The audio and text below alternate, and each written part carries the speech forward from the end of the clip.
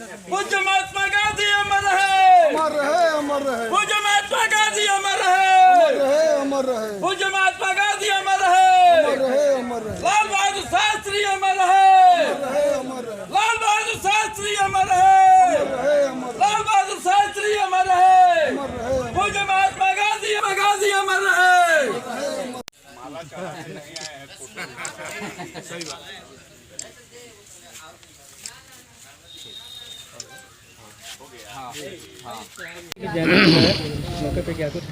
राष्ट्रपिता पूज्य महात्मा गांधी के आज जयंती है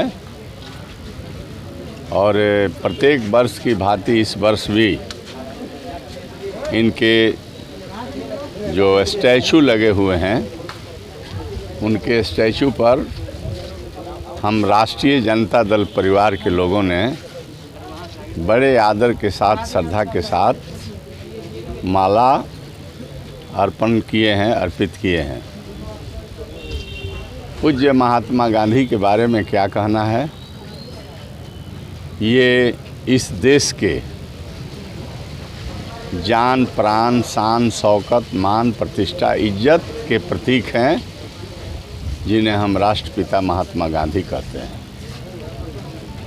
आज़ादी दिलाने का काम और फिरंगियों के भगाने का काम इनके ही नेतृत्व में देश के लोगों ने एकजुट होकर के खेत से खलिहान, कल से कारखाने, तमाम लोगों ने एकजुटता का परिचय दिया इनके आह्वान पर कि देश को गुलामी से मुक्ति दिलाना है। सभी लोग एकत्रित हों और सत्य अहिंसा के साथ संघर्ष हो, और संघर्ष हुआ। संघर्ष में बहुत सारे देश के हमारे नौजवान, हमारे बुजुर्ग अंग्रेज़ों के जुल्म और अत्याचार से दुनिया से विदा हो गए, नहीं रहे, लेकिन संघर्ष चलता रहा और अंतोगत्वा पूज्य महात्मा गांधी जी की जीत हुई, देश आज़ाद हुआ और हम लोग स्वतंत्र हुए और अंग्रेज़ों के गुलामी से मुक्ति मिली। ऐसे अपने राष्ट्रपिता को जब तक यह देश रहेगा, जब तक सूरज चांद रहेंगे, पूज्य महात्मा गांधी जी का नाम अमर रहेगा और यह देश जो है इन्हें भूलेगा नहीं, इन्हें याद करते रहेगा।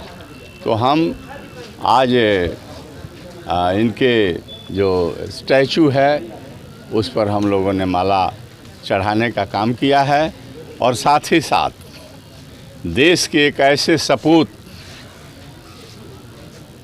जिन्हें हम स्वर्गीय पूर्व प्रधानमंत्री लाल बहादुर शास्त्री कहते हैं।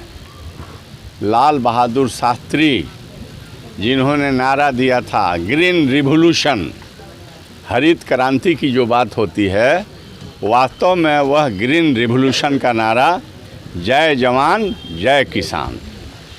हमारे जवान, उन्होंने नारा दिया जय जवान जय किसान।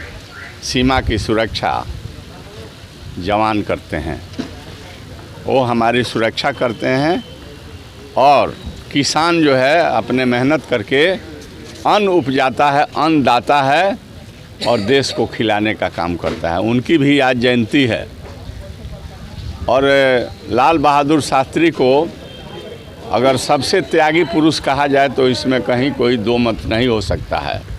आज बहुत सारे घटनाएं घटती है सरकार में, चाहे सत्ता में मिनिस्टर हों, प्राइम मिनिस्टर हों या स्टेट में हों, घटनाएं घटती है, लोग चिल्लाते रहते हैं कि आपके नियंत्रण नहीं आपने कर सका, आप रिजाइन कीजिए। लेकिन एक छोटी सी रेल दुर्घटना घटी थी देश में, लाल बहादुर शास्त्री जी रेल मंत्री थे और उन्होंने बिना कहे उन्होंने कहा कि हमारे मतलब मंत्रित्व काल में रेल में इस तरह की दुर्घटना हुई है, इसलिए हम रेल मंत्री से इस्तीफा देते हैं।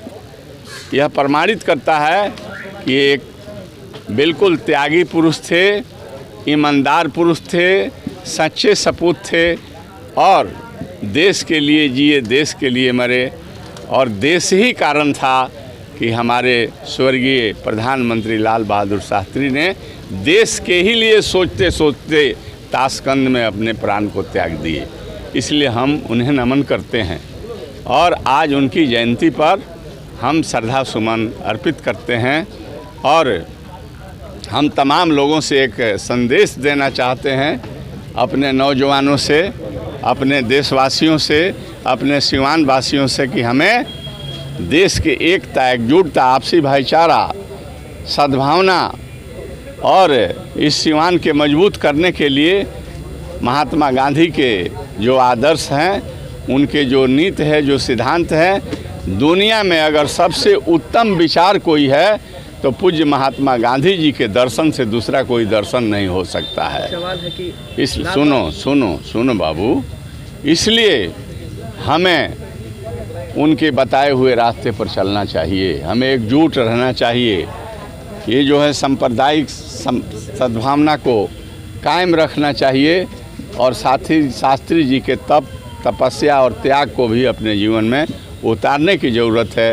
इन दोनों महापुरुषों के प्रति सच्ची श्रद्धांजलि होगी। बोल लो, पूछ लो। लाल बहादुर शास्त्री की प्रतिमा जो है कहीं नहीं है। कितने साल से लोग कहते हैं कि प्रतिमा बनेगी, पर बन नहीं पाया। लोग उनको याद करते हैं, गांधी जी को भी याद करते हैं, पर उनकी प्रतिमा सिवान में नहीं। मैं कोशिश करूँगा, अगर यहाँ के प्रशासन हमें भूमि उपलब्ध करावेंगे तो स्वर्गीय लाल बहादुर शास्त्री जो सादगी के प्रतीक और जो इस देश के प्रधानमंत्री रहे हैं, अगर ज़मीन मुझे मिलेगा, प्रशासन हमें उपलब्ध कराएगा, तो मैं अपने एमएलए कोटा से उनका प्रतिमा लगाऊंगा।